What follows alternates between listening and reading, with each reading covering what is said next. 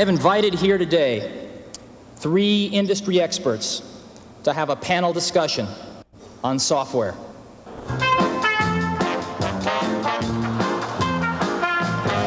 And now, ladies and gentlemen, the Macintosh software dating game.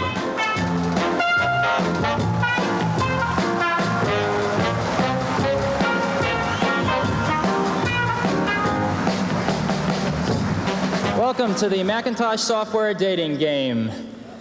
Software CEOs, could I please ask you to introduce yourselves? Hi, I'm Fred Gibbons, President of Software Publishing Corporation.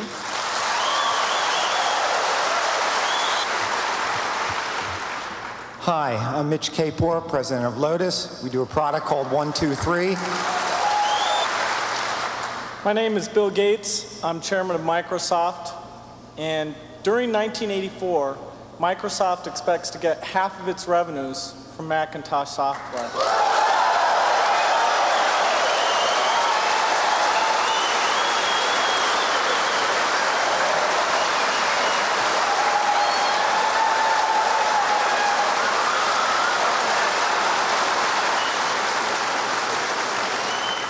Software magnate number 3.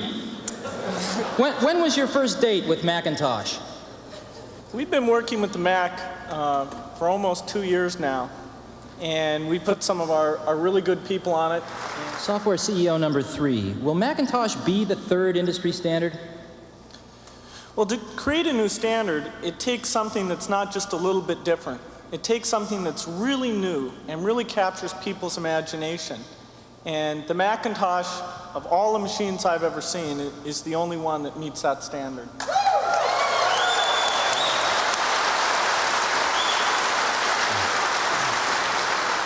Software CEO number 3. Describe your ideal relationship with Apple. Well, we'll be selling our software independently, so the key thing is that Apple gets a lot of consistent standard machines out there quickly. Well, sorry, Steve, time's up. We'd like to give Steve a few moments to decide today's winner.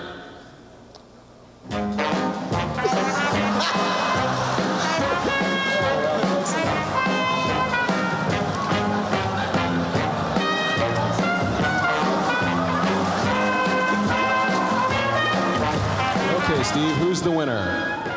Apple's are red, IBM's blue. If Mac's going to be the 3rd milestone, I need all of you.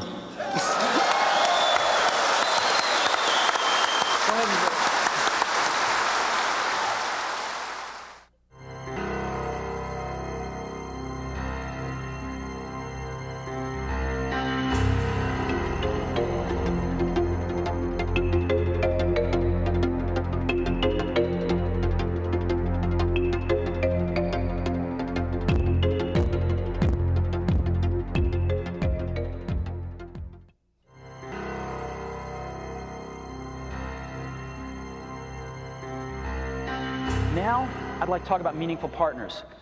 Apple lives in an ecosystem, and it needs help from other partners. It needs to help other partners. And relationships that are destructive don't help anybody in this industry as it is today. So, during the last several weeks, we have looked at some of the relationships, and one has stood out as a relationship that hasn't been going so well, but had the potential, I think, to be great for both companies. The discussions actually began because there were some patent disputes, and rather than, I know.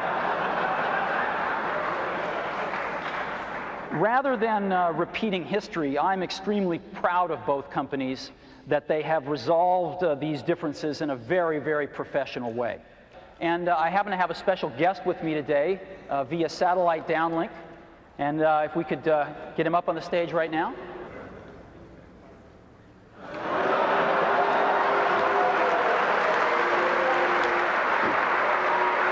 Some of the most exciting work that I've done in my career has been the work that I've done with Steve on the Macintosh. Whether it's the first introduction or doing products like Mac Excel. These have been major milestones. We're very excited about the new release we're building. This is called Mac Office 98. We do expect to get it out by the end of this year. And I think it's going to really set a new benchmark for doing a good job with performance and exploiting unique Mac features. In many ways, it's more advanced than what we've done on the Windows platform. We're also excited about Internet Explorer, and we've got a very dedicated team that's down in California that works on that product. And the code is really specially developed for the Macintosh. It's not just a port of what we've done in the Windows environment. We look forward to the feedback from all of you as we move forward doing more Macintosh software. Thanks.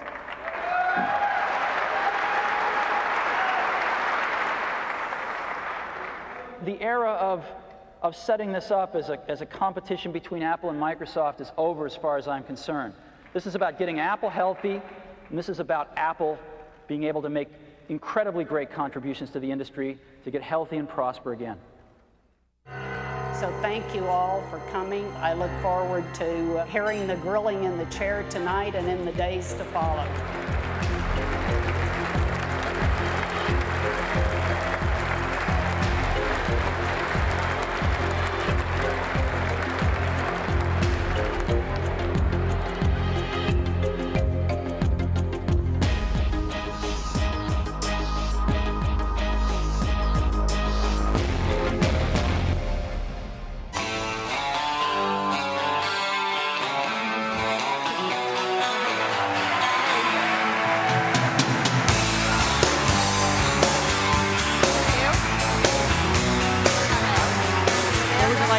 Why don't you sit here? Bill can sit here.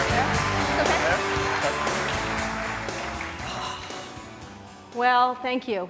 Before we get started, I think there were some pioneers. Of course, we have the pioneers here on stage, but there were some other really important pioneers in the video we just saw, and a couple of them are here in the audience. So, Mitch Kapor, who is a regular at D, could you just stand up and wherever you are? There he is.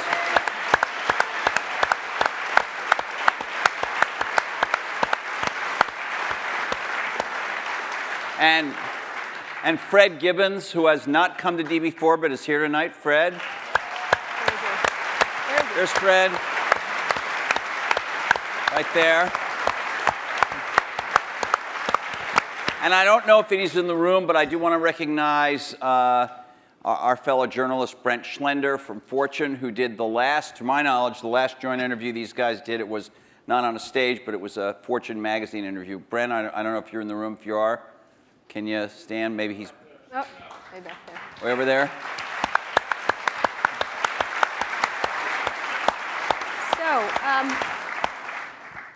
So let's get started. I wanted to ask, there's been a lot of like mano-a-mano catfight kind of thing in a lot of the blogs and the press and stuff like that. And we wanted to, the first question I was interested in asking is what you think each has contributed to the computer and technology industry, starting with you, Steve, for Bill, and vice versa. Well, Bill built the first software company in the industry. And I think he built the first software company before anybody really in our industry knew what a software company was, except for these guys. And that was huge. That was really huge. And the business model that they ended up pursuing turned out to be the one that worked really well, for the industry. Mm-hmm. So I think, but the biggest thing was Bill was really focused on software before almost anybody else had a clue that it was really the software. That's what I see. I mean, a lot of other things you could say, but that's the high order bit. And I think building a company is really hard. And it requires your greatest persuasive abilities to hire the best people you can and keep them at your company and keep them working, doing the best work of their lives, hopefully. And Bill's been able to stay with it for all these years. So, Bill, how about the contribution of Steve and Apple? Well, first I want to clarify, I'm not fake Steve Jobs.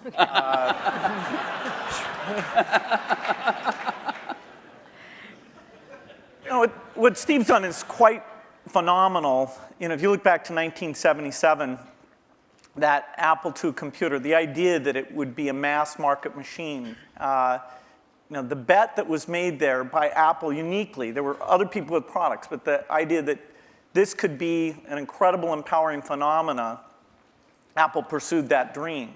You know, then one of the most fun things we did was the Macintosh, and that was so risky. You know, people may not remember that Apple really bet the company. Lisa hadn't done that well, and you know, some people were saying, okay, that general approach wasn't good. But the team that Steve built, even within the company, to pursue that, even some days it felt a little ahead of its time. I don't remember that Twiggy disk drive. 128K. Yeah. And the Twiggy disk drive, yes. Steve gave a speech once, which is one of my favorites, where he talked about, in a certain sense, we build the products that we want to use ourselves. And you know, so he's really pursued that with incredible taste and elegance that has had a huge impact on the industry. And his ability to always come around and figure out where that next bet should be has been phenomenal. You know, Apple literally was failing when Steve went back and reinfused the innovation and risk-taking that have been phenomenal. So the industry's benefited immensely from his work. We've both been lucky to be part of it, but you know, I'd say he's contributed as much as anyone. Well, we've also both been incredibly lucky to have had great partners that we started the companies with, and we've attracted great people. I mean, so everything that's been done at Microsoft and at Apple has been done by just remarkable people, none of which are sitting up here, you know, today. Well, not us. Well, you're sort of the Not not us. And You're sort of so you're in a way you're the stand-ins for all those other people. in a way we are. In a very tangible way.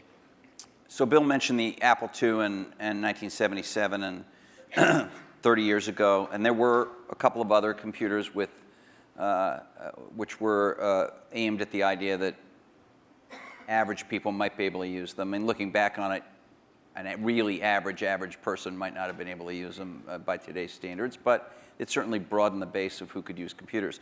I actually looked at an Apple ad from 1978. It was a print ad that shows you how ancient it was, and it said thousands of people have discovered the Apple computer. Thousands of people. And it also said, you don't want to buy one of these computers where you put a cartridge in. I think that was a reference to one of the Atari or something. I don't know. You want a computer you can write your own programs on. And so the world, and obviously people still do. We had some very strange ads back then. We had one where it was in a kitchen, and there was a woman that looked like the wife, and she was typing in recipes on the computer with the husband looking on approvingly in the back. Yeah. Stuff like that. Yeah, how did that work for you? I don't think well. So, but just think back to, I know that you started Microsoft prior to 1977. I think Apple started the year before in 76. Microsoft in 74 was when we started writing the 75. BASIC. And then, then we did shipped the BASIC in 75. Okay. Most people, some people here, but I don't think most people know that there was actually some Microsoft software in that Apple II computer. Do you want to talk about what happened there, or how that occurred? Yeah, there'd been the Altair and a few other companies, actually about 24 that had done various machines, but the 77 group included the PET, TRS-80, Commodore. and Commodore PET, TRS-80, and the Apple II. The original Apple II BASIC, the integer BASIC, we had nothing to do with. But then there was a floating point one where, and I mostly worked with Woz on that. Let me tell this story. So Woz, my partner, we started out with this guy named Steve Wozniak, brilliant, brilliant guy. He writes this BASIC that is like the best BASIC on the planet. It does stuff that no other BASIC's ever done. You don't have to run it to find your error messages. It finds them when you type it in and stuff. It's perfect in every way, except for one thing, which is it's just fixed point, right? It's not floating point. And so getting a lot of input that people want this BASIC to be floating point. And like we're begging Woz, please, please make this floating point. Who's we? How many people are in Apple? Well, me. We're begging Woz to make this floating point, and he just never does it. You know, and he wrote it by hand on paper. I mean, you know, he didn't have an assembler or anything to write it with. It was all just written on paper, and he'd type it in. He just never got around to making a floating point. Why? Well, this is one of the mysteries of life. I don't know, but he never did. And so, you know, Microsoft had this very popular, really good floating point BASIC that we ended up going to them and saying, help. And how much was the, I think you were telling us earlier? That was $31,000. That Apple paid you for the that. floating point BASIC. And I flew out to Apple. I spent 2 days there getting the cassette. The cassette tapes were the main ways that people stored things at the time. Right. And, you know, that was fun. I think the most fun is later when we worked together. Well, on what the was the most Macintosh. fun? Tell the story about the most fun that was later. And maybe later, not the most fun. Let him talk. I'm teasing. Well, you know, Steve can probably start it better. The team that was assembled there to do the Macintosh was a very committed team. And there was an equivalent team on our side that just got totally focused on this activity. Jeff Harbers, a lot of incredible people. And we really had bet our future because on the Macintosh being successful, and then hopefully graphics interface in general being successful, but first and foremost, the thing that would popularize that being the Macintosh. And so we were working together, the schedules were uncertain, the quality was uncertain, the price. When Steve first came up, it was going to be a lot cheaper computer than it ended up being, but that was fine. So you worked in both places, in both? Well, we were in Seattle, and we fly down there. But Microsoft, if I remember correctly, from what I read, wasn't Microsoft one of the few companies that were allowed to even have a prototype of the Mac at the time? Well, what's interesting, what's hard to remember now, is that Microsoft wasn't in the applications business then. They took a big bet on the Mac because this is how they got into the apps business. I mean, Lotus dominated the apps business on the PC back then. Right, we had done just Multiplan, which was a hit on the Apple II. And then Mitch did an incredible job betting on the IBM PC, and 123 came in and, you know, ruled that part of the business. So the question was, what was the next paradigm shift that would allow for an entry? WordPerfect, we had Word, but WordPerfect was by far the strongest in word processing, DBase, and database. And Word was that was a kind of a DOS, a text. All of these products I'm saying were DOS-based products, because Windows wasn't in the picture at the time. Right. That's more in the early 90s that we get to that. And so we made this bet that the paradigm shift would be graphics interface, in particular that the Macintosh would make that happen with 128K of memory, 22K of which was for the screen buffer, 14K was for the operating system. So it was 14K. Yeah. 14K. Yeah. The original Mac operating system was 14K. 14K that we had to have loaded when our software ran. So when the shell would come up, it had all the 128K. The OS was bigger than 14K. It was in the 20s somewhere. I see. So when we ship these computers now with, you know, a gigabyte, 2 gigabytes of memory, and nobody remembers. 128K. I remember that. I remember paying a lot of money for computers with 128K in those days. So the two companies worked closely on the Mac project because you were maybe not the only, but the principal or one of the principal software creators for it, right? Is that right? Well, Apple did the Mac itself, but we got Bill and his team involved to write these applications. And we were doing a few apps ourselves. We did Mac Paint and Mac Draw and stuff like that. But Bill and his team did some great work. Now, in terms of moving forward, after you left and your company grew more and more strong, what did you think was going to happen to Apple after sort of the disasters that occurred after Steve left? Well, Apple's fate hung in the balance. We continued to do Macintosh software, and you know, Excel, which Steve and I introduced together in New York City. That was kind of a fun event. That went on and did very well. But then, you know, Apple just wasn't differentiating itself well enough from the higher volume platform. And meaning Windows, right? I mean, DOS and Windows. Okay, but especially Windows in the 90s began to take off. By 1995, Windows became popular. The big debate wasn't sort of Mac versus Windows. The big debate was character mode interface versus graphics mode interface. And when the 386 came and we got more memory and the speed was adequate and some development tools came along, that paradigm bet on GUI paid off for everybody who'd gotten in early and said, this is the way that's going to go. But Apple wasn't able to leverage its products. After the 512K Mac was done, the product line just didn't evolve as fast. Steve wasn't there, as it needed to. And we were actually negotiating a deal to invest and make some commitments and things with Gil Amelio. Yeah. No, seriously. And Don't be mean. Don't be mean to him. I'm sorry? Just saying the word Gil Amelio, you can see him just. And so I was calling him up on the weekend and all this stuff. And next thing I knew, Steve called me up and said, don't worry about that negotiation with Gil Amelio. You can just talk to me now. And I said, wow. Gil was a nice guy, but he had a saying. He said, Apple is like a ship with a hole in the bottom, leaking water. And my job is to get the ship pointed in the right direction.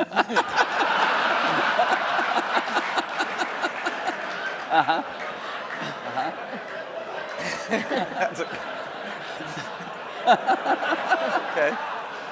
So, and meanwhile, through all this, I want to get back to the thing we saw in 1997 at Macworld there, but Windows was just going great guns.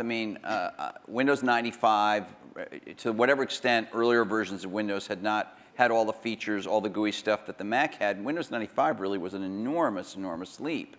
Yeah, Windows 95 is when graphics interface became mainstream and when the software industry realized, wow, this is the way applications are going to be done. And it was amazing that it was ridiculed sort of in 93, 94. It was not mainstream. And then in 95, the debate was over. It was kind of just a common sense thing. And it was a combination of hardware and software maturity getting to a point that people could see it.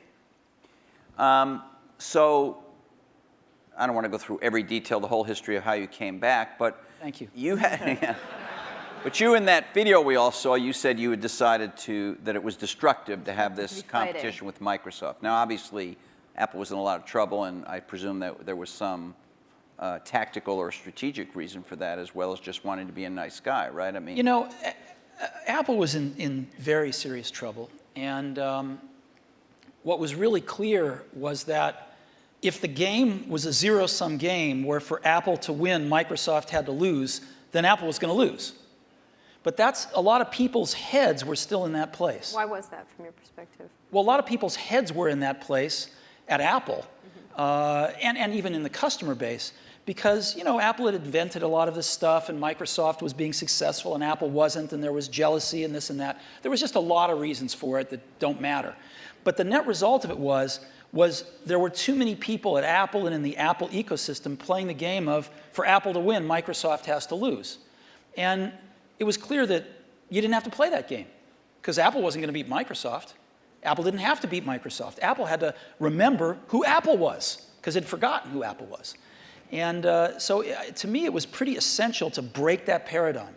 And it was also important that Microsoft was the biggest software developer outside of Apple developing for the Mac. And so it was just crazy what was happening at that time. And Apple was very weak. And so I called Bill up and we tried to patch things up.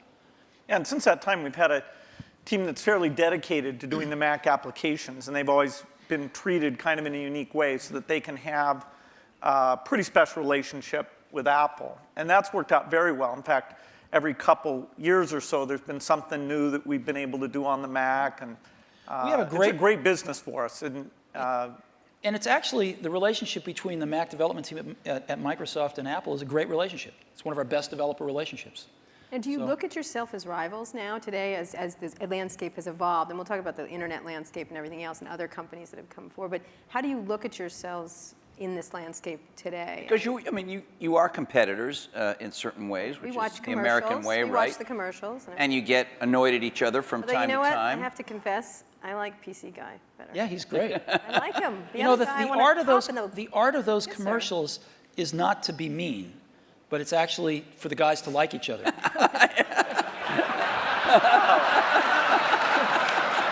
Thanks.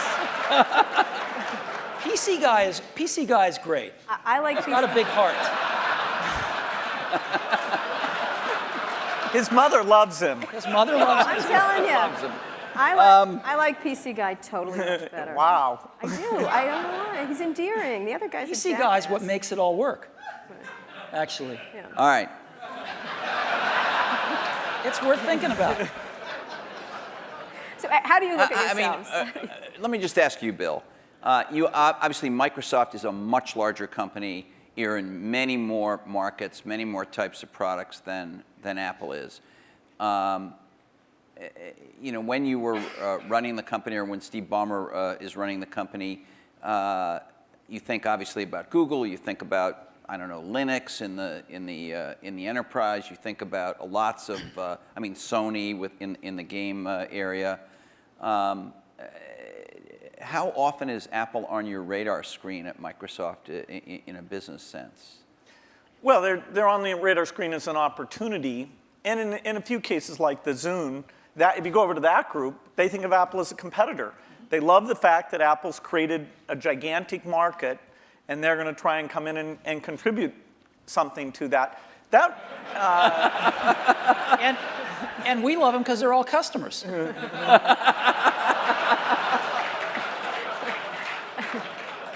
I have to tell you, I was actually told by Jay Allard, I'm serious, that because of the nature of the processor, the development platform they used to develop a lot of the software for the Xbox 360 was Macs. And he claimed that at one point they had placed the biggest order for whatever the Mac Tower was at the time of anybody, and it was Microsoft. I don't know if it was the biggest, but yeah, we had the same processor essentially that the Mac had. This is one of those great ironies. They were switching away from that processor while the Xbox 360 was adopting it, but for good reasons actually in both cases, because we're not in a portable application, and that was one of the things that processor roadmap didn't have. But yes, we did. It shows pragmatism, but we try and do things that way. So that was the development system for the early people getting their software ready for the introduction of Xbox 360. And we never ran an ad on that. I see. Admirable restraint. That's wonderful. There were hundreds of them. Steve is so known for his restraint.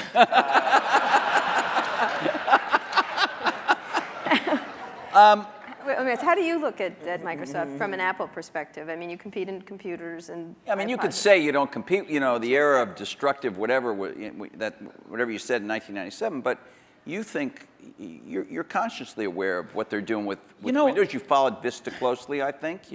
What's really interesting is, and we talked about this earlier today, if you look at the reason that the iPod exists and that Apple's in that marketplace, it's because these really great Japanese consumer electronics companies who kind of owned the portable music market for a long, invented it and owned it, couldn't do the appropriate software, couldn't conceive of and implement the appropriate software.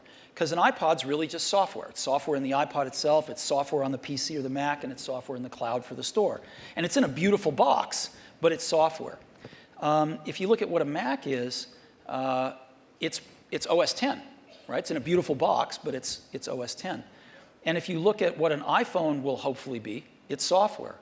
And so the big secret about Apple, of course, not so big secret maybe, is that Apple views itself as a software company. And there aren't very many software companies left.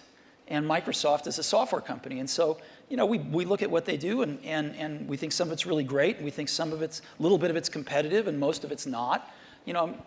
We don't have a belief that the Mac is going to take over 80% of the PC market. We're really happy when our market share goes up a point. And we love that and we work real hard at it. But Apple's fundamentally a software company, and there's not a lot of us left, and Microsoft's one. But you may be fundamentally a software company, but you've been known, at least to your customers and to most journalists, as the company that kind of pays a lot of attention integrating software and hardware. You know, Alan Kay, Microsoft has made some recent moves to be a little more like that. Obviously not in your core biggest businesses, but with Xbox and Zune and the Surface Computing a device we saw today is another example. These aren't markets that hold up in size to Windows or Office, but they're some of your more recent initiatives. Are the company's approaches to this Alan Kay had urging a little, or? Alan Kay had a great quote back in the 70s, I think. He said, people that love software want to do their own hardware. You know? Well, Bill loves software. No, I can resist that. The question is, are there markets where the innovation and variety you get is a net positive? The negative is that in the early stage, you really want to do the two together. So you want to do prototyping and things like that, really is one thing. And then to take the phone market, we think we're on 140 different kinds of hardware. We think it's beneficial to us that even if we did a few ourselves, it wouldn't give us what we have through those partnerships. Likewise, if you take the robotics market, very undeveloped. We have over 140 all tiny volume robots using Microsoft software, and the creativity, building toys, security things, medical things. We love the innovation and the ecosystem that's going to grow up, who knows when, but we're patient, around that, and we'll have a great asset with this robotic software platform. So there are things like PC, phone, and robot where the Microsoft choice is to go for the variety. It's great. For them, they do what works super well for them. And there's a few markets like Xbox 360, Zune, and this year we have two new ones, the Surface thing and this Roundtable, which is the meeting room thing, where we'll actually, through subcontractors, but it's the P&L on the risk and all that for the hardware, the design is completely a Microsoft thing. The Roundtable, is that something you've announced, or were you just we've shown prototypes of it. That's the thing where it's got the 360-degree cameras and all those. It's like Cisco has something in that market and HP too, right? Oh, HP has a very high-end thing that's a tiny bit like it. But anyway. All right. Do you ever regret, was there something you might have wanted to do differently? And maybe you feel like this happened after you left Apple. Something you might have done differently where you could have had a much bigger market share for the Mac? Well, before I answer that, let me make a comment on Bill's answer there, which is, it's very interesting in the consumer market and the enterprise market. They're very different spaces. And in the consumer market, at least, I think one can make a pretty strong case that outside of Windows on PCs, it's hard to see other examples of the software and hardware being decoupled working super well yet. It might in the phone space over time. It might. But it's not clear. It's not clear. You can see a lot more examples of the hardware-software coupling working well. And so I think this is one of the reasons we all come to work every day, is because nobody knows the answer to some of these questions, and we'll find out over the coming years. Maybe both will work fine. Yeah, and I think, maybe they won't. Yeah, it's good to try both approaches. In some product categories, take music players, the solo design worked better. In the PC market, the variety of designs at this stage has a higher share. It has a higher share? Yeah, it has a lot higher share. Well, it's not that much different in music players the other way around. Is there some moment you feel like I should have done this or Apple should have done that and we could have had? You stuck to this idea of these hardware-software integration, and it's working very well now. There's a lot of things that happened that I'm sure I could have done better when I was at Apple the first time, and a lot of things that happened after I left that I thought were wrong turns, but it doesn't matter. It really doesn't matter, and you kind of got to let go of that stuff, and we are where we are. So we tend to look forward, and one of the things I did when I got back to Apple 10 years ago was I I gave the museum to Stanford and all the papers and all the old machines and kind of cleared out the cobwebs and said, let's stop looking backwards here. It's all about what happens tomorrow. And because you can't look back and say, well, gosh, you know, I wish I hadn't gotten fired. I wish I was there. I wish this. I wish that. It doesn't matter. And so let's go invent tomorrow rather than worrying about what happened yesterday. Let's talk about, we're going to talk a little bit about tomorrow, but let's talk about today, the landscape of how you see the different players in the market and how you look at what's developing now. What has surprised both of you since having been around for so long and still very active in everything? I mean, your companies are still critically key companies, but there are many, many companies that are becoming quite powerful. How do you look at the landscape at this moment and what's happening, especially in the internet space? I think it's super healthy right now. I think there's a lot of young people out there building some great companies who want to build companies, who aren't just interested in starting something and selling it to one of the big guys, but who want to build companies. And I think there's some really exciting companies getting built out there. Some next generation of stuff that you know, some of us play catch up with, and you know, some of us find ways to partner with and things like that. But there's a lot of activity out there now, wouldn't you say? Yeah, I'd say it's a healthy period. Yeah. The notion of what the new form factors look like, what natural interface can do, the ability to use the cloud, the internet, to do part of the task in a complementary way to the local experience. There's a lot of invention that the whole approach of startups, the existing companies who do research, we'll look back at this as one of the great periods of invention. I think so too.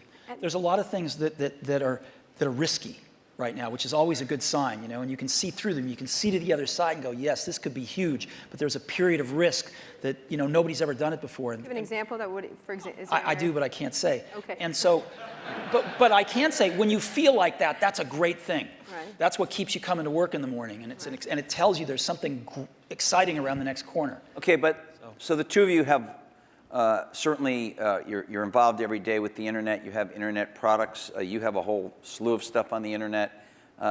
You have iTunes and .Mac and all of that. But on another level, you're the guys who represent the rich client, the personal computer, the big operating system and all that. And there is a certain school of thought, and I'm sure it's shared by some people in the room, that this is all migrating to the cloud and you'll need a fairly light piece of hardware that won't have to have all that investment, all the kind of stuff you guys have done throughout your careers. So as much as people might think of you as rivals, one way to think of you as the two guys. We're both dinosaurs. Huh? They were both dinosaurs. Dinosaurs, or whatever. I can talk about that? No. Seriously, is there, in 5 years, is the personal computer still going to be the linchpin of all this stuff? Well, you can say that it'll be predicted that it won't be. The network computer took us over about, 5 years ago, we disappeared. Remember the single function computer? There was somebody who said that these general purpose things are kind of a dumb idea. That took us over. The mainstream is always under attack. The thing that people don't realize is that you're going to have rich local functionality. I mean, at least our bet. As you get things like speech and vision, as you get more natural form factors, it's a question of using that local richness together with the richness that's elsewhere.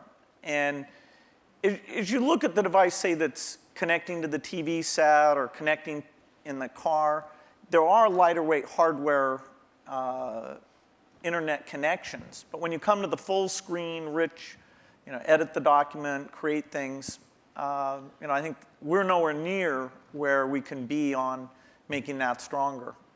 I'll give you a concrete example. I love Google Maps, use it on my computer, in a browser. But when we were doing the iPhone, we thought, wouldn't it be great to have maps on the iPhone? And so we called up Google, and they'd done a few client apps in Java on some phones, and they had an API that we worked with them a little on. And we ended up writing a client app for those APIs. They would provide the back-end service. And the app we were able to write, since we're pretty reasonable at writing apps, blows away any Google Maps client. Just blows it away. Same set of data coming off the server, but the experience you have using it is unbelievable. It's way better than the computer. And just in a completely different league than what they'd put on phones before. And that client is the result of a lot of technology on the client, that client application. So when we show it to them, they're just blown away by how good it is. And you can't do that stuff in a browser.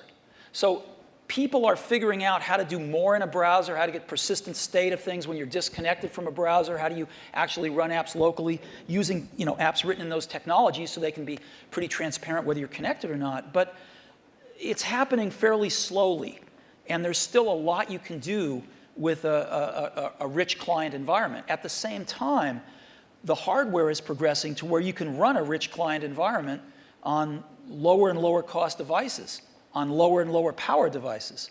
And so there's some pretty cool things you can do with clients. So so you're saying rich clients still matter, but maybe I misunderstood you, but your example was about a rich client that is not a personal computer as we have thought of a personal What computer. I'm trying to say is I think the marriage of some really great client apps with some really great cloud services is incredibly powerful, and right now can be way more powerful than just having a browser on the client. You're talking about a software company being a software and services company rather than a... I'm saying the marriage of these services plus a more sophisticated client is a very powerful marriage. Bill, you were Architecturally, the question is, do you run just in the cloud and all you have down locally is the browser?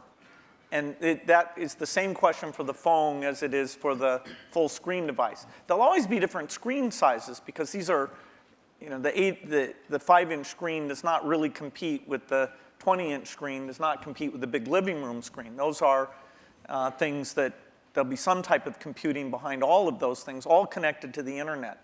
But the idea that locally you have the responsiveness of immediate interaction without the latency or bandwidth limitations that you get if you try and do it all behind, that's what leads to the right balance. What does that device look like in 5 years? What would be your principal device?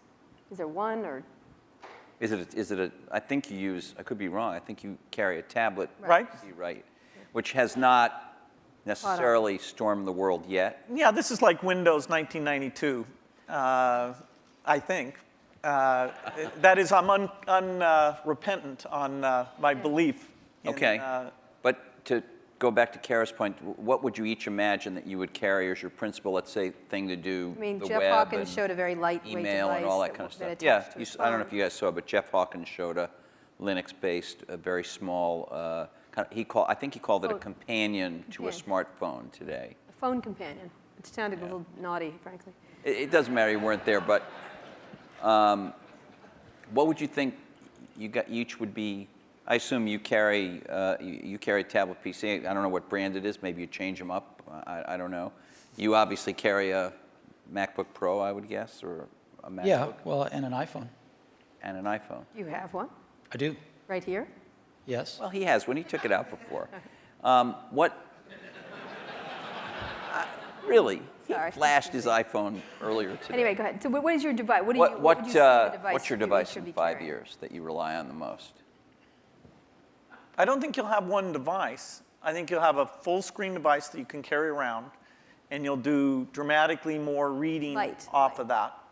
Yeah, I mean, I believe in the tablet form factor.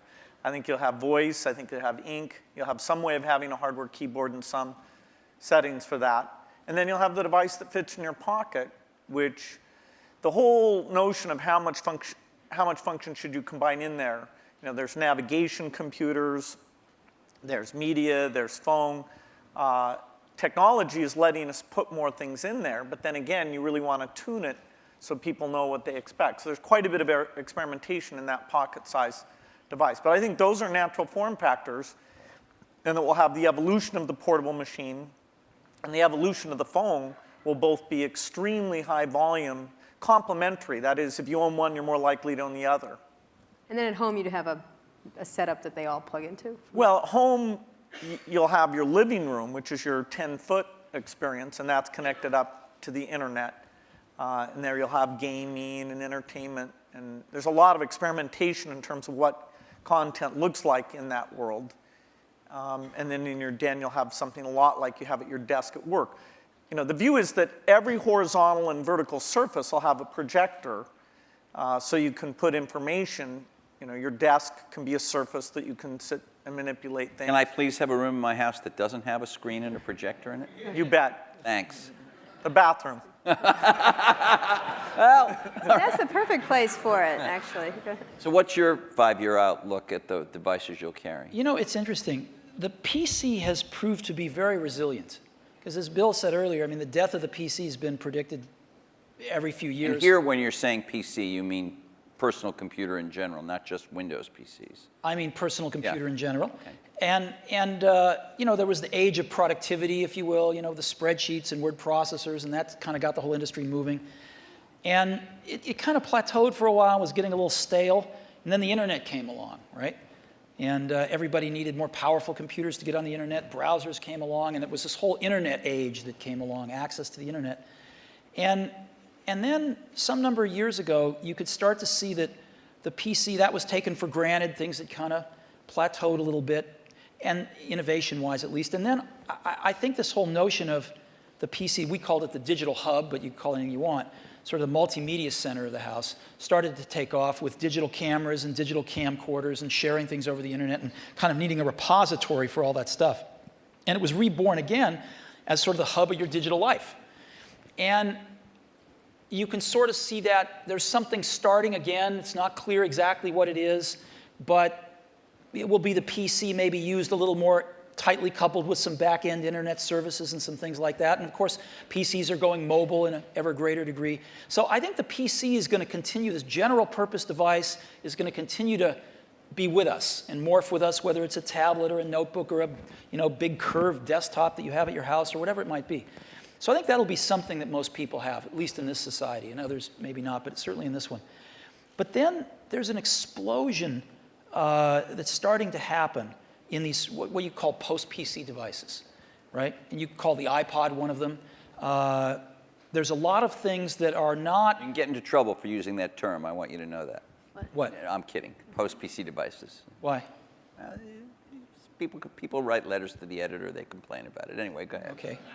Well, anyway, I think there's just a category of devices that aren't as general purpose, they're really more focused on specific functions, whether they're phones or iPods or Zunes or what have you. And I think that category of devices is going to continue to be very innovative, and we're going to see lots of them. Give me an example of what that would be. Well, an iPod is a post-PC device. A phone is a post-PC device.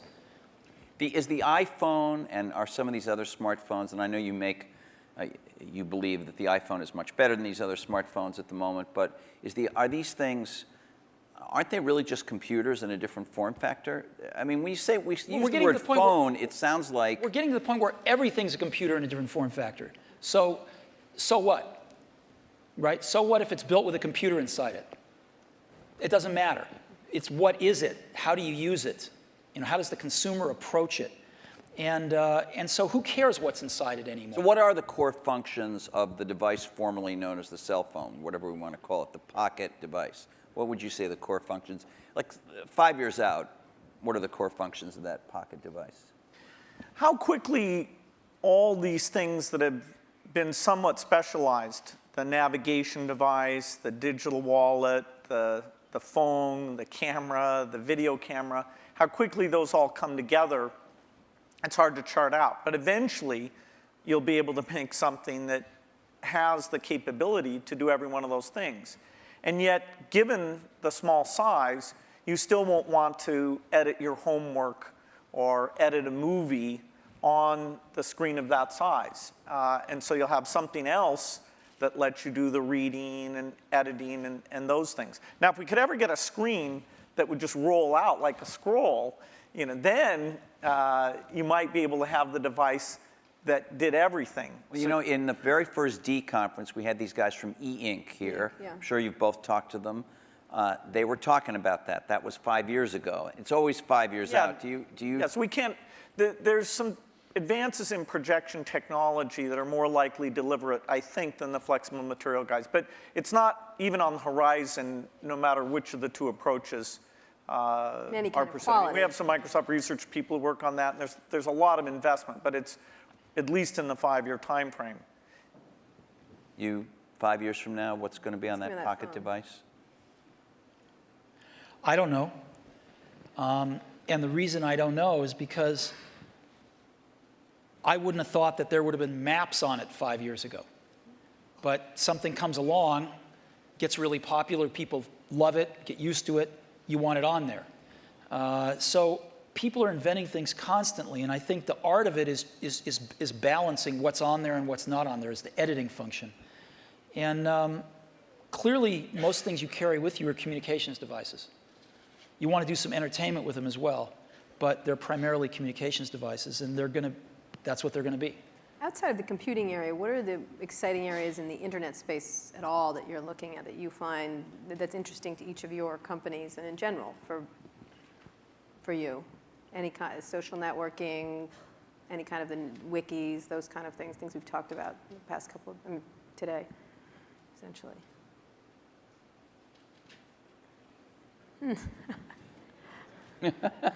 You know, we're working on some things that I can't talk about. Again.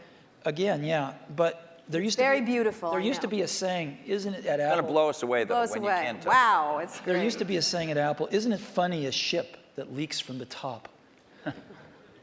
So, That's kind of like a sweater without sleeves is a vest. I don't get that. that was what they used to say about me when I was in my 20s. Okay. There's a zillion interesting things going on the internet. The most interesting things to me are these incredible new services that people are bringing up. And Surrounding entertainment or there's a lot of them surrounding entertainment, but there's a lot of them that have to do with just sort of figuring out how to navigate through life a little more efficiently. And I think, it's really great when you show somebody something and you don't have to convince them they have a problem that this solves. They know they have a problem. You can show them something, they go, oh my God, I need this. And I think you're going to see a lot of things like that happen over the next year or two. Do you, you obviously have a very large internet business with iTunes, and you sell a lot of stuff on in the Apple Store. But, you were early with this idea that when you bought a computer from Apple, you had this kind of internet service back end, and it was called .Mac. And I think a lot of people feel you haven't developed it very much. I couldn't agree with you more, and we'll make up for lost time in the near future. And in your case, you obviously have huge things like Hotmail, for instance, which is, I guess, and Windows Messenger, which are both widely used, and I don't even know how many users. a gazillion. Huge numbers. But on the other hand, you haven't, as Steve Ballmer was talking about today, you have other people have much stronger positions in things like search and other parts of the internet. So are you guys, because you are the personal computer companies that are best, best associated with that, not as nimble as some of these competitors at this point? Do you worry about not being as nimble, both of you? I mean, obviously Microsoft's a much bigger company, but you're a big company. Steve, Apple is. Do you worry about not being as nimble as somebody sitting out there with, the kind of 10 employees that you guys had in 1977? Well, there's always going to be great new things that come out of other companies, and you want to be in a position to benefit from those, to have those inventions drive demand for Windows and personal computers, and then some of those upstream things you want to participate in. I hope Steve mentioned we are going to participate in search, hopefully to a higher degree in the future. He did mention that, yeah. Than at present, so we'll see what we can do there.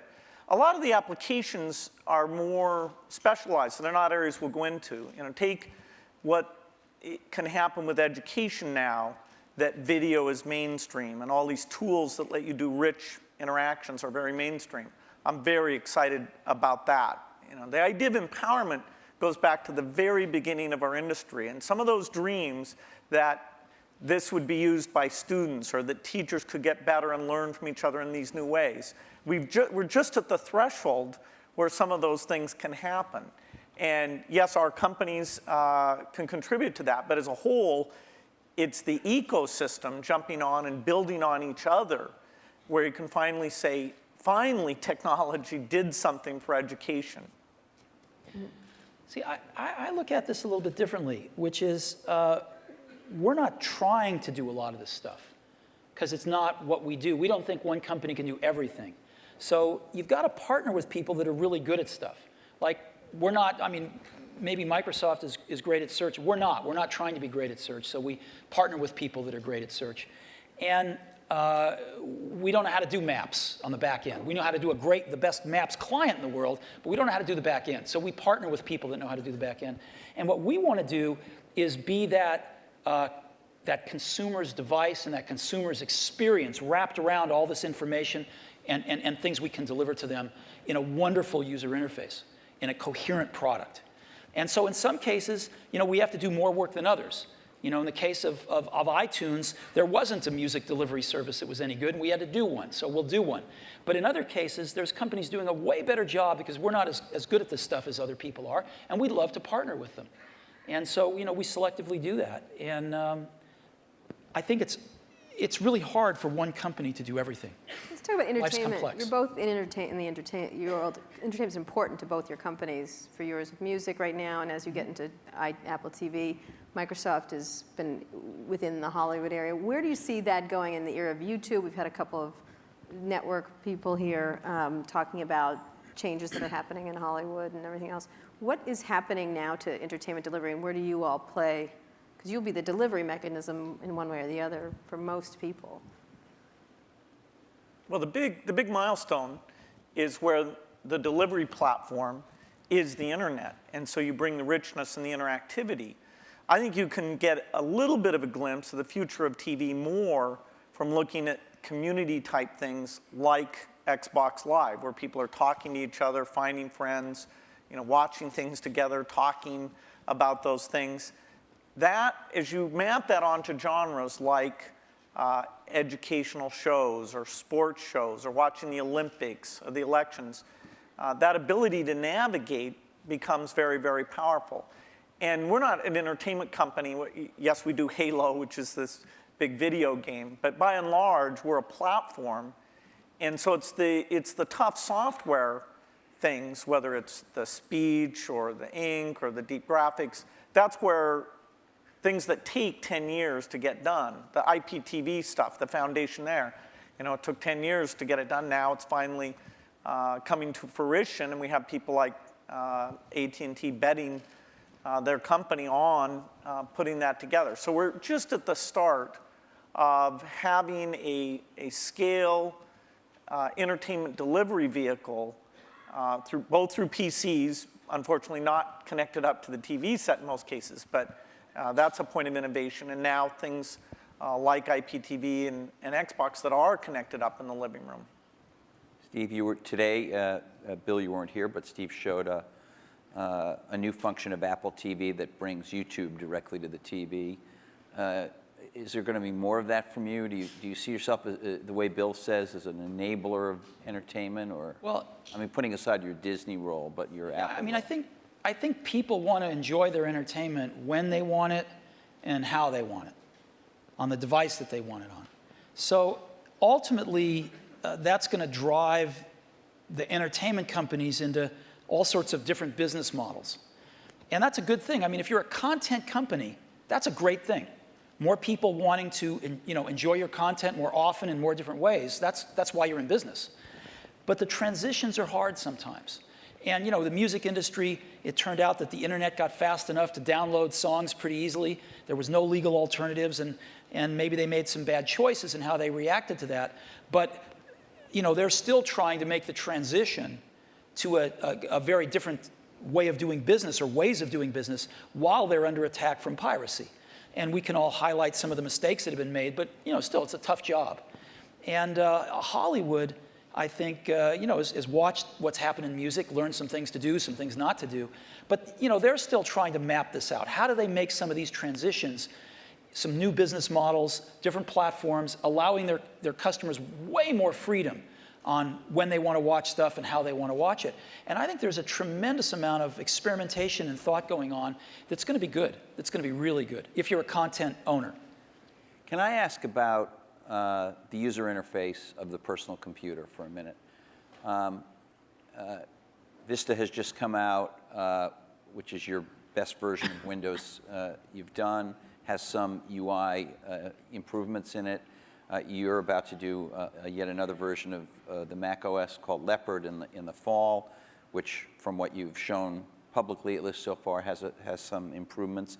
But fundamentally, these are still the kind of file icon, folder icon, drop-down menu. I know I'm minimizing. There's a lot of other things. There's gadgets and widgets and all kinds of other cool things in there now. But you can see that it's still all built on what you started with, what Xerox did research on. Is there in the offing in the next 4 or 5 years, is it possible there's a new paradigm for organizing the user interface of the personal computer? Let's leave cell phones and things out for a minute, but just the personal computer, Bill. One of the things that's been anticipated for a long time is when 3D comes into that interface.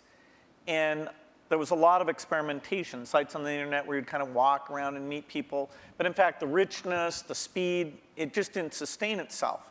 Now we're starting to see with some of the mapping stuff, a few of the sites, that the quality of that graphics, the tools and things are getting to the point where 3D can really come in. So I definitely say that when you go to a store, bookstore, you'll be able to see the books lined up, the way you might be interested in, or lined up the way they are in the real store. So 3D is a way of organizing things, particularly as we're getting much more media information on the computer, a lot more choices, a lot more navigation than we've ever had before. And we can take that into this communications world where the PC is playing a much more central role, kind of taking over what was the PBX, sort of one of the last mainframes in the business environment. That'll be a big change that'll come to it. And as we get natural input, that'll cause a change. And what about this multi-touch stuff? It's really interesting. Obviously, Steve showed some of it on the iPhone when he introduced the iPhone. Steve Ballmer today showed a bunch of it with the Surface computing device.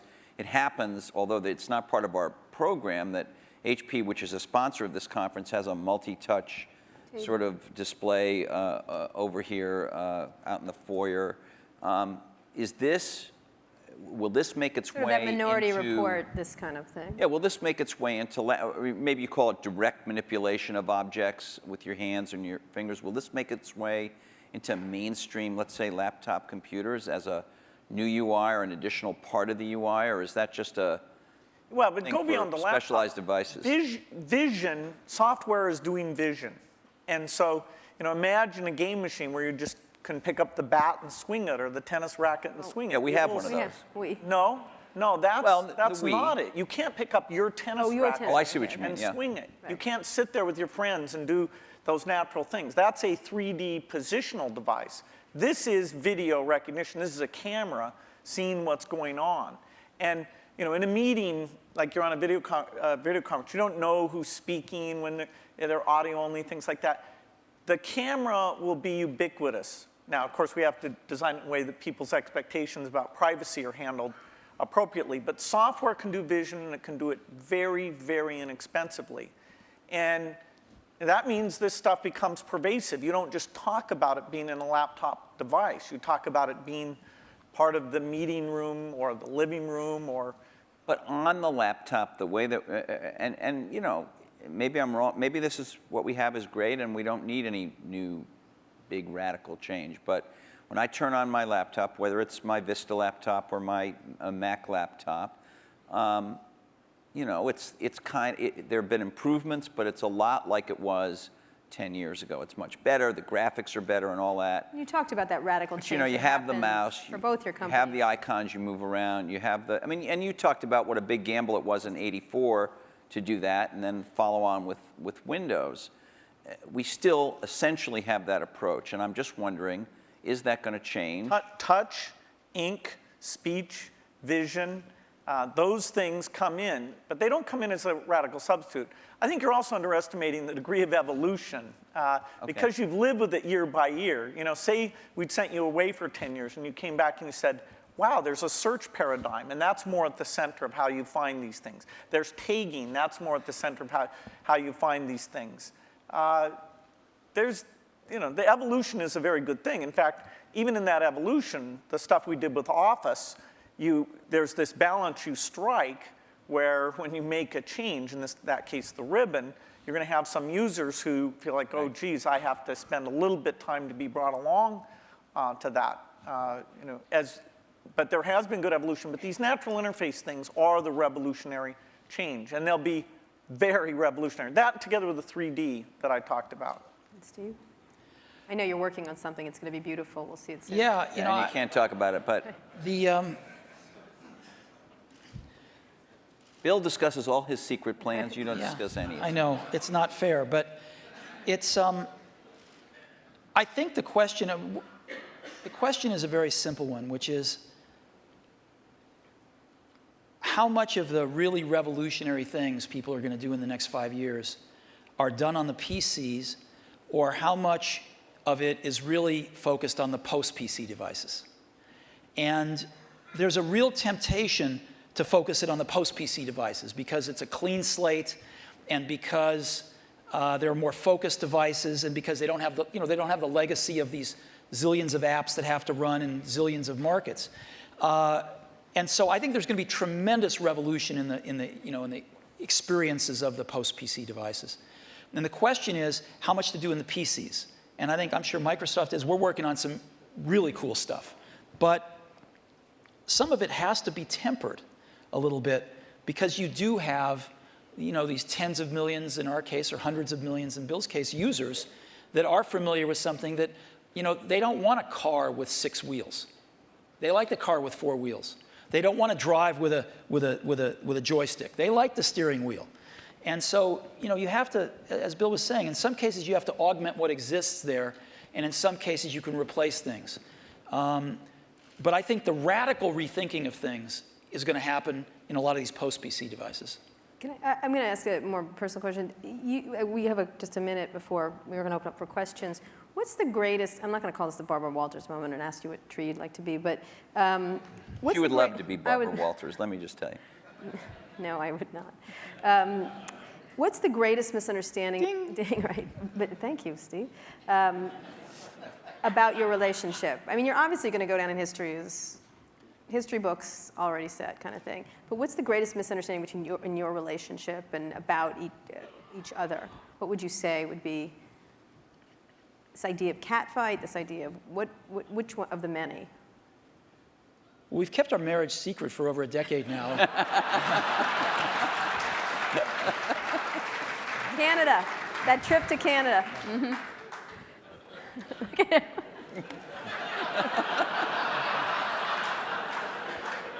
Was there? I don't think either of us have anything to complain about in general. And I know that the projects, like the Mac project, was just an incredible thing, a fun thing where we were taking a risk. We did look a lot younger in that video. We did. You look 12 in the first one. That's how I try and look. He was 12. But no, it's been fun to work together. And I actually kind of miss some of the people aren't around anymore. People come and go in this industry. It's nice when somebody sticks around and have some context of all the things that have worked and not worked. And the industry gets all crazy about some new thing. There's always this paradigm of the company that's successful is going to go away and stuff like that. It's nice to have people seeing the waves and waves of that, and yet been willing when it counted to take the risk to bring in something new. Has it been important? One last question, and then we'll go to the audience. No, he didn't answer us because he just said this. I have an answer. He only I'm talked sorry. about his secret gay Okay, marriage. yeah. So. I thought that was your answer. No, that wasn't my answer. When Bill and I first met each other and worked together in the early days, generally, we were both the youngest guys in the room, right, individually or together. I'm about 6 months older than he is, but roughly the same age. And now, when we're working at our respective companies, I don't know about you, but I'm the oldest guy in the room most of the time. And that's why I love being here. And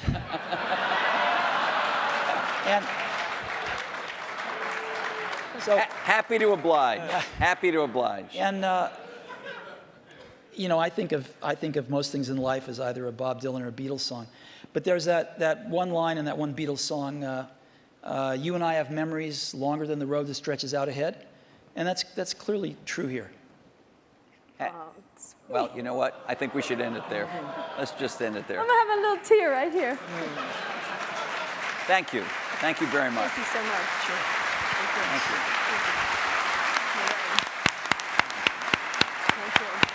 I think there's some questions. We're gonna ask you questions. Sit down. Sit down. Oh, standing O. Thanks. Have we ever had a standing O here? No. I don't know. The toilet. No.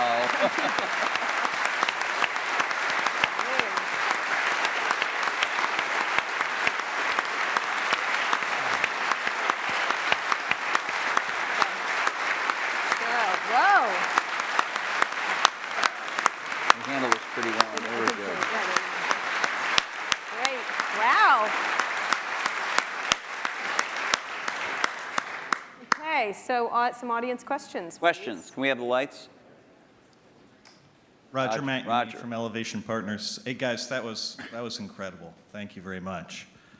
We've got a big election coming up next year. I'm curious if there are any issues that you see in Silicon Valley that we all ought to be focused on communicating effectively to the next potential president of the United States. That is any common ground that we share, because it's weird. You don't actually hear any issues that people are talking about right now. And I'm curious if you guys have any in mind.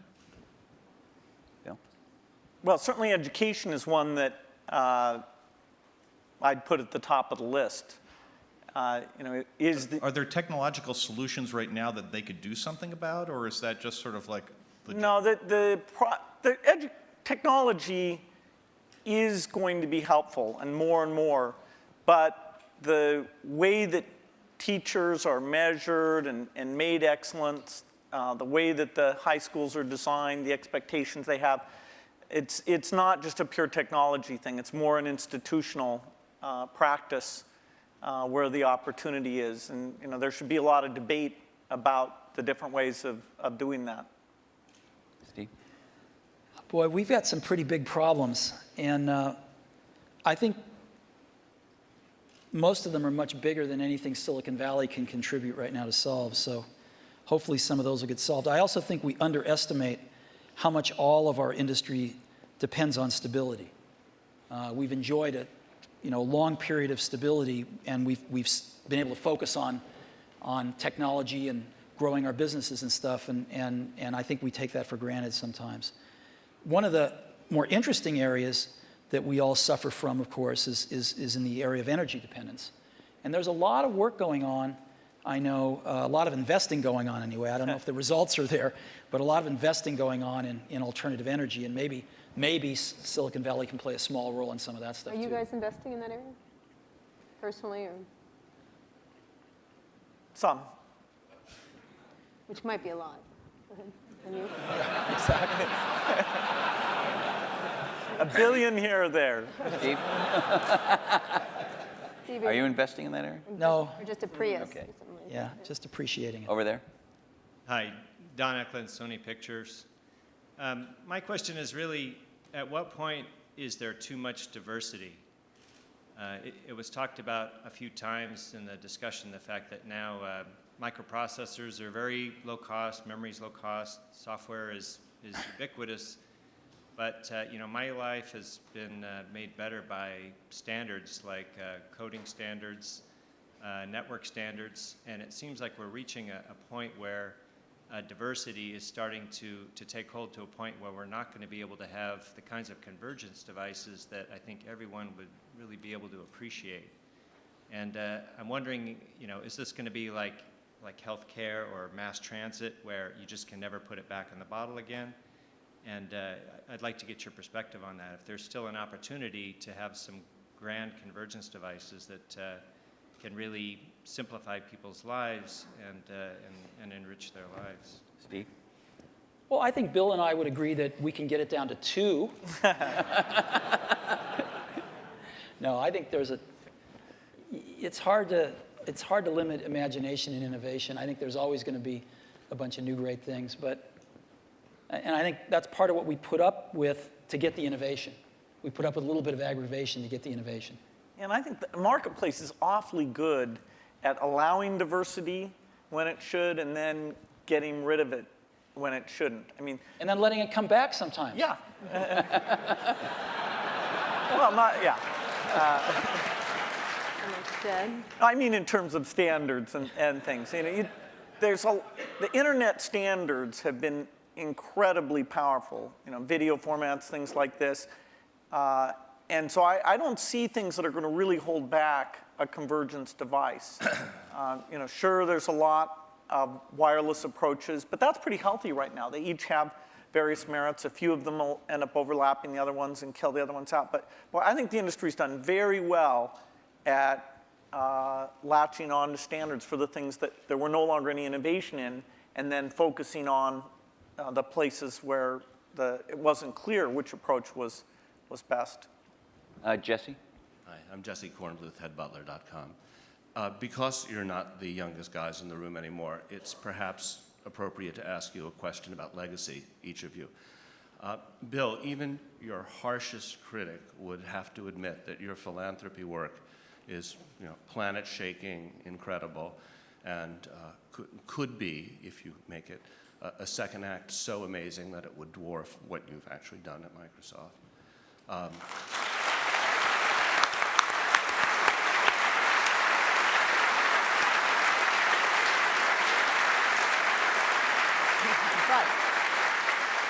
If you had to choose a legacy, what would it be? And Steve, do you look at Bill and you think, gee, that guy is so lucky. He had a company so rich with talent that he didn't have to personally, you know, come in every day and save it. And, you know, I wish I had the opportunity. Okay, he's not going to answer that one. Bill? Well, the most important work I got a chance to be involved in, no matter what I do, is the personal computer. You know, that's what I grew up, you know, my teens, my 20s, my 30s. You know, I even knew not to get married because I was until later, because I was so obsessed with it. That's my life's work.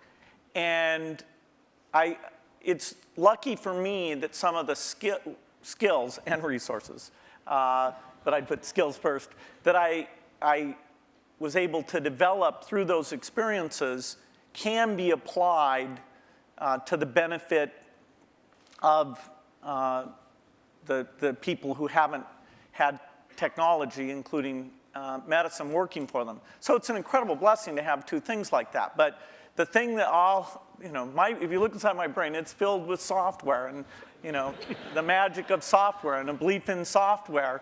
And, you know, that's not going to change. Okay. So your question was about whether I wish I didn't have to go into Apple every day? No, if you envy Bill a bit, this second act that he has. Oh, no, I think it's I think the I don't world's do anything else. I think the world's a better place because Bill realized that his goal isn't to be the richest guy in the cemetery, right? That's a good thing, and so he's doing a lot of good with the money that he made. You know, I'm sure Bill was like me in this way. I mean, I grew up fairly middle class, lower middle class, and I never really cared much about money. And Apple was so successful early on in life that I was very lucky that I didn't have to care about money then. And so I've been able to focus on work and then later on my family. And I sort of look at us as two of the luckiest guys on the planet because we found what we loved to do and we were at the right place at the right time. And we've gotten to go to work every day with super bright people for 30 years and do what we love doing. And so it's hard to be happier than that. You know, your family and that. What more can you ask for? And so I don't think about legacy much. I just think about being able to get up every day and go in and hang around these great people and hopefully create something that other people will love as much as we do. And if we can do that, that's great. I think the middle. Yeah. Thanks, Steve and Bill. Rob Kelly. I'm here with my business partner, We've got a 100-person internet media business. I'm wondering what would be the single most valuable piece of advice you'd give us to even attempt to create some of the value that you guys have done in both your very impressive companies. I think actually, maybe in both cases, correct me if I'm wrong, the excitement wasn't really seeing the economic value. Even when we wrote down at Microsoft in 1975, a computer on every desk and at every home, we didn't realize, oh, and we'll have to be a big company. Every time I thought, oh God, can we double in size? Geez, can you manage that many people? Will that feel fun still? And so every doubling was like, okay, this is the last one. And so the economic thing wasn't at the forefront.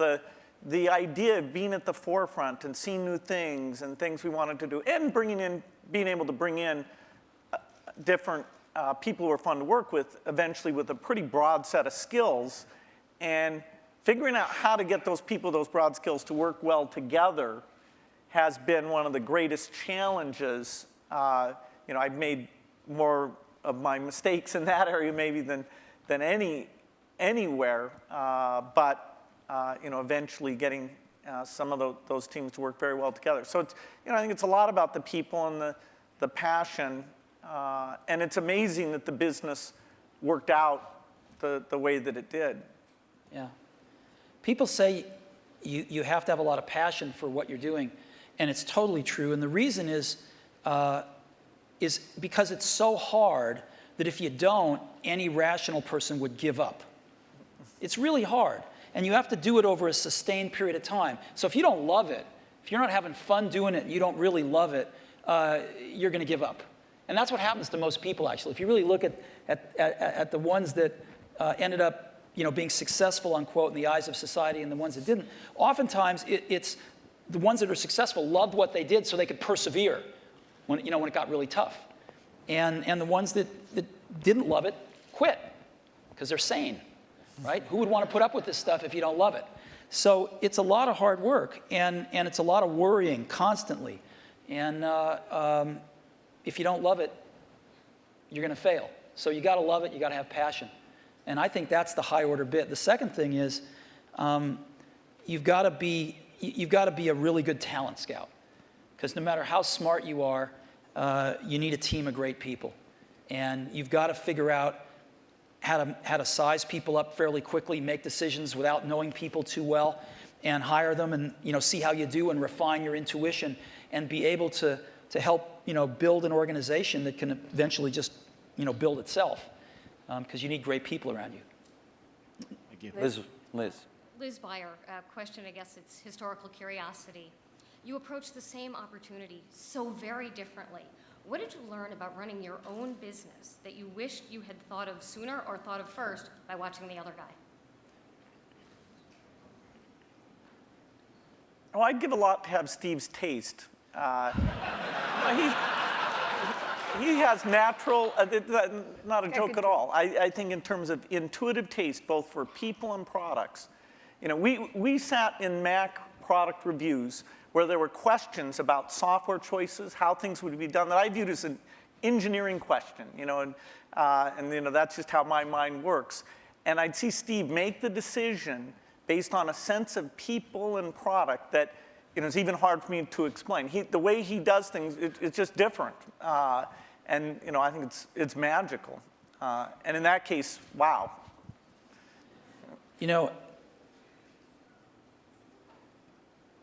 Because Woz and I started the company based on doing the whole banana, we weren't so good at partnering with people. And actually the funny thing is Microsoft's one of the few companies we were able to partner with that actually worked for both companies. And we weren't so good at that, as where Bill and Microsoft were really good at it, because they didn't make the whole thing in the early days. And they learned how to partner with people really well. And I think if Apple could have had a little more of that in its DNA, it would have served it extremely well. And I don't think Apple learned that until, a few decades later. Last question. Oh, is there? This over here. I'm sorry, over here. Yeah, hi, Charlie Brenner from Fidelity Investments.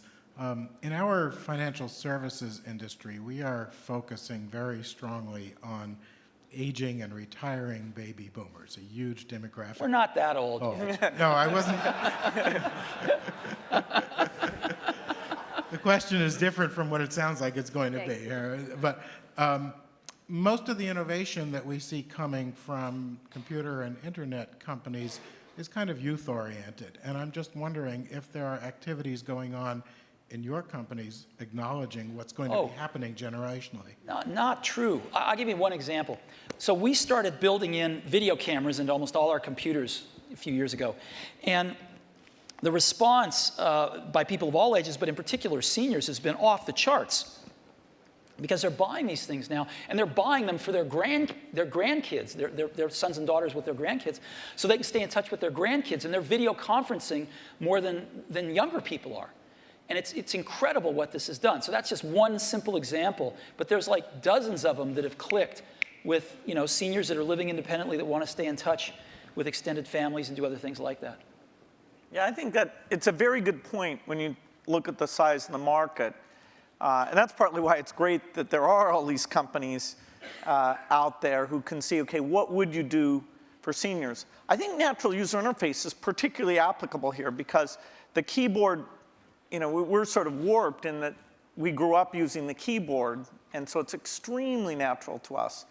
But things like, and that's partly why when we showed the Surface computer, I showed it privately to a bunch of CEOs a couple weeks ago. I was kind of stunned by how blown away they were. But their ease of navigation is just not the same. And when they saw that, the idea that they could organize their photo album, it meant more to them than it did to me. I'll give you another example. We've got a little shy of 200 retail stores now. And one of the things the stores are doing is personal training now. It's called one-to-one. And we are up to now a run rate of 1 million personal training sessions. They last an hour per year. 1 million per year. You only started a little while ago, right? Yeah. We started about a year ago. And we're up to 1 million training sessions a year run right now. And a lot of those folks, some of them anyway, many of them are seniors. And they're coming in and they're spending an hour learning how to use Office, and they're spending an hour learning how to video conference. And they can basically come in as much as they want, and they can schedule these things throughout a year, and they pay $99, I think, a year for it. And it's been great. Last question. Now the last question over there. We all share a common science fiction experience of the metaverse or the Matrix, where we all could communicate without being in the same place. And by the way, thank you both for providing us the best platform so far to go to chat rooms or to all go to a MySpace. It's a far cry from these things that we see on Star Trek or the holodeck.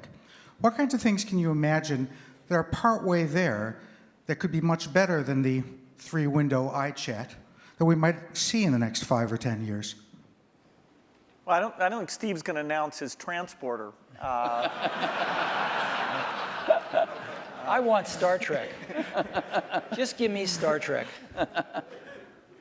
No, I think short of the transporter, most things you see in science fiction are, in the next decade, the kinds of things you'll see. The virtual presence, the virtual world that both represents what's going on in the real world and represents whatever people are interested in.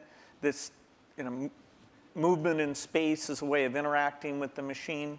I think the deep investments that have been made at the research level will pay off with these things in the next 10 years. Steve? I don't know. And that's what makes it exciting to go into work every day. Because there's, as we talked about earlier, this is an extraordinarily exciting time in the industry. And lots of new stuff happening. So, I can't even begin to think of what it's going to be like 10 years from now. Great. Thank you so much. Thank you so much. Thank you so much. It's great. It's great. It's really great.